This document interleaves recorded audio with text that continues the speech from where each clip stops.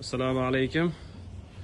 Okalar, mana bugun ertalabdan savdomiz bo'ldi. Oybek akamizga shu qo'chqorimizni baraka qildik. Buldozer primoy bolasi. Qo'chqor 6 tish bo'ldi. Bo'yi 1 metr 3 santimetr. O'ta yirik narsa, maşallah.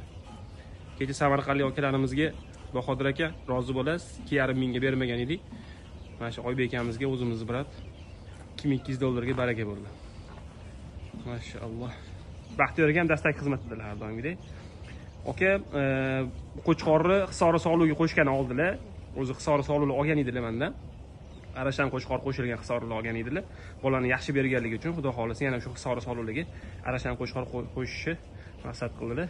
Aka, nima deysiz qo'chqorga? Yo'q, zo'r. Ko'rib, qo'chqorlarning ichidan shunisini tanladilar. Uzunligi вообще uzun narsa. Svetli narsa. Ettiğini bitti yungini olsa da vahşi ideal chiqadi. Живой massasi ham 160 kilo atrofida bo'lsa kerak, 150 kilomi? Ha, okey, xos. Sog'luqdan chiqqan holatida bu. Hozir bitta boquvga tashlasalar 2 oyda 180 kiloni qilib qo'yadi qo'chqor. Okey, Alloh barakasini bersin. Yaxshiligiga boqing. Rahmat. Mabodo shu qo'chqorni bolalari kimdirga qiziq bo'lsa, menga aloqaga chiqsanglar, akamning nomerlarini beramiz.